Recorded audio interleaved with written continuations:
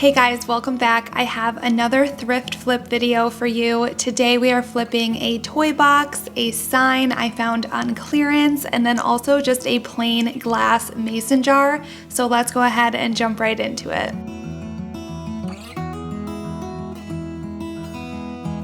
I found this toy box at Goodwill for only $10 and I picked it up for my daughter's room. I am so excited to transform this. So initially I wanted to strip and bleach this toy chest, but then I randomly stumbled upon something called furniture transfers, which I ended up using instead, and I absolutely loved it. So I'll show you those later on in this video. So knowing that I was going with furniture transfers on this piece, I decided to paint it a light blush color, and the brand is Diamond Hard. It's a paint and primer all in one, so all I did to prep was wipe down the piece with a rag and then we were ready to get started. I'm using just a regular paintbrush versus a paint roller to paint this piece because it had a lot of grooves and edges, so I just thought that it would be easier to go in with a paintbrush. And of course on the first layer it never looks good, especially if you're going from dark to light. You could see a lot of brush strokes and the coverage wasn't great, but luckily after the second coat it already started to look so much better.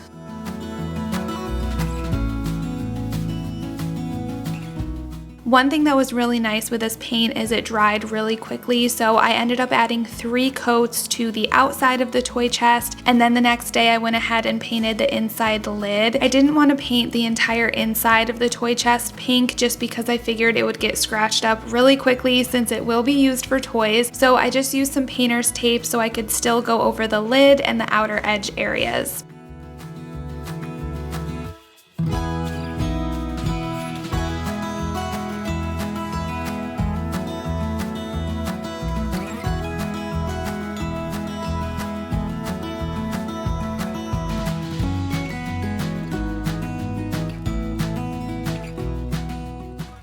The next thing I'm doing is using Rub and Buff in the color Antique Gold to go over all of the black handles on each side and then the silver hardware that is visible around the toy box. I thought this would make it look much more polished and cohesive. Plus there is something just so satisfying to me about applying Rub and Buff, so it didn't take that long at all.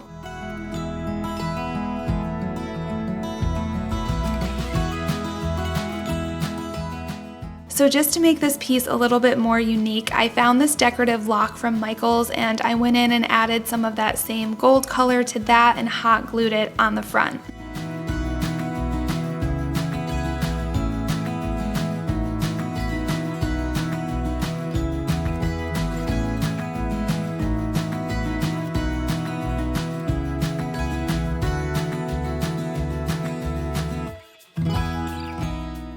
So the furniture transfers I went with for this piece are by Redesign in the print Fairy Flowers. I love how whimsical these transfers looked and that I could come up with my own design and layout with how I wanted them to go on the piece, and I just thought these would make it a really unique and special piece. I just went in and cut out the pieces and laid them on the toy chest to decide roughly where I wanted them to go, and then I just went for it. To apply them, you remove the white backing and then you gently lay the decal where you want it to be applied. It feels a lot like a sticker and the transfer itself is very thin and fragile, so you really just have one chance to lay it where you want it to go. So keep that in mind if you decide to try this. Then after I had it on the piece where I wanted it to go, I used a putty knife and just gently rubbed the transfer from the clear backing onto my piece. And after the clear backing was removed, I found it best to use my finger to just gently press it onto the wood and smooth it out because these are extremely fragile and crack and break very easily. So I found that using my finger just very gently over it worked the best.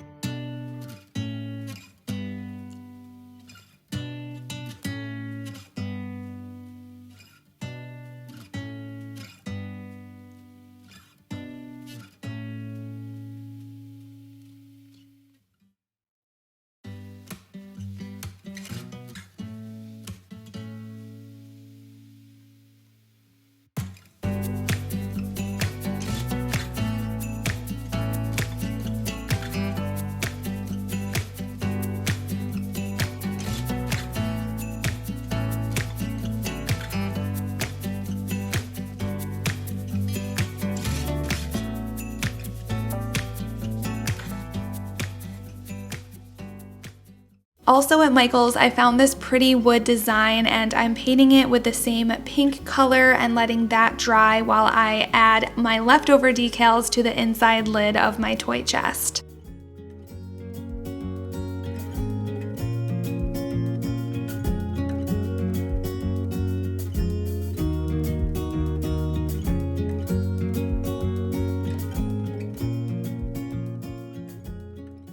Now we're going back in with a rub and buff on a small dry brush, and I'm lightly adding a little of that gold color just to give this wood design some dimension.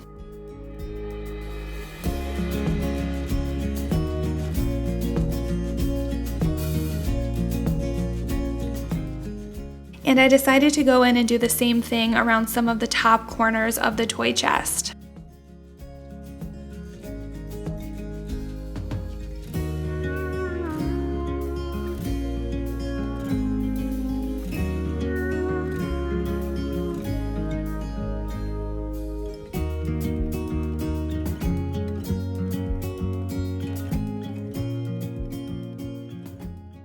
Finally, when I had everything exactly where I wanted it, I went in with a clear matte acrylic sealer and sprayed it all over the piece, but really focused on the decals just to make sure they were sealed really well.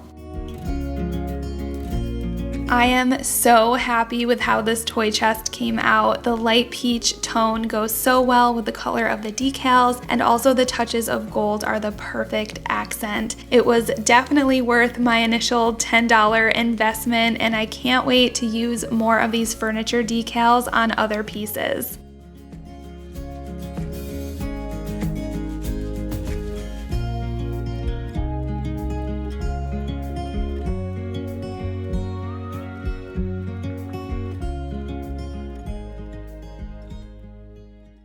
Okay, so the next project is very simple. I had this empty mason jar on hand and figured I would try to make an antique vase out of it using my IOD crockery stamp set. First, I spray painted it with a matte white, and for the top, I'm using my Waverly chalk paint in gray.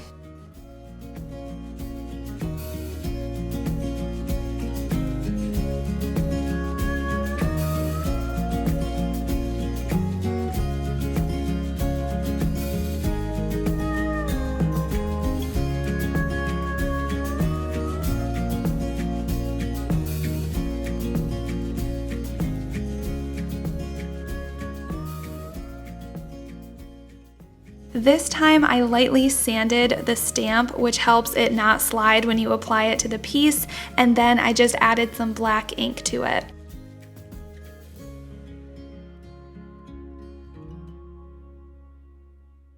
Then I took my stamp and tried to center it the best I could before setting it straight down on the jar. And then I kind of used my fingers to hold it in place, but also press it down in sections. This part can be tricky because you don't want it to slide around because it will obviously leave slide marks. But I do think the sanding really helped, and also the fact that I used a matte paint and I didn't have any of that sliding happen this time, so that was really nice.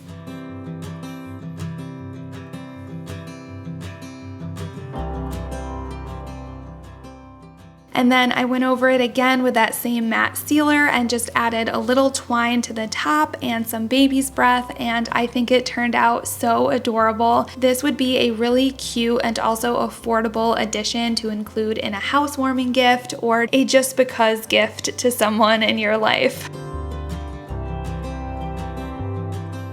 Next up, I found this sign at Hobby Lobby as part of their spring clearance, and I loved the shape of it, so I picked it up for a little DIY. First, I'm going in with some lightweight joint compound and applying a thin layer all over the brown section using a putty knife. I wanted to add a lot of texture, so I wasn't trying to smooth out the joint compound as much as I was just spreading it to cover the entire surface.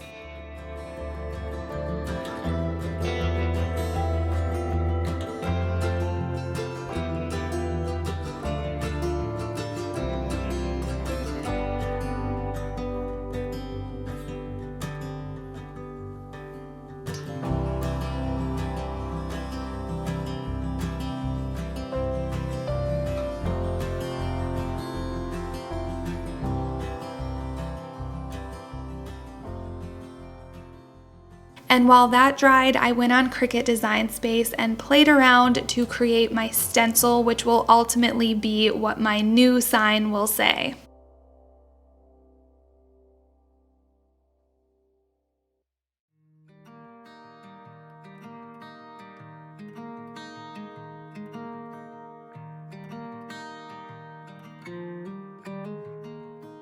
After the joint compound was dry, I covered any remaining brown spots with my matte white spray paint.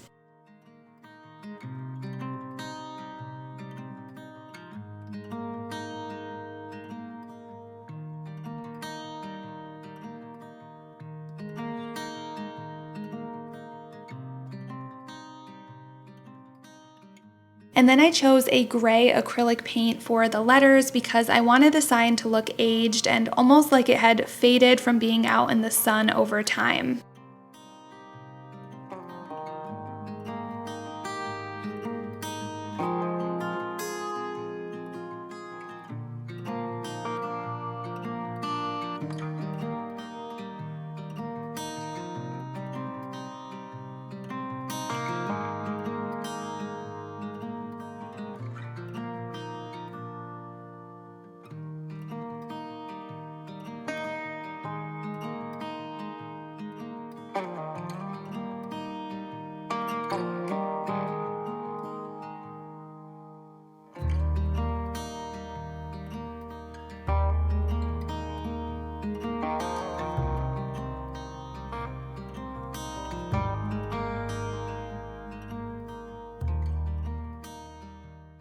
For the frame, I used Rub and Buff in the same antique gold color and painted it all around.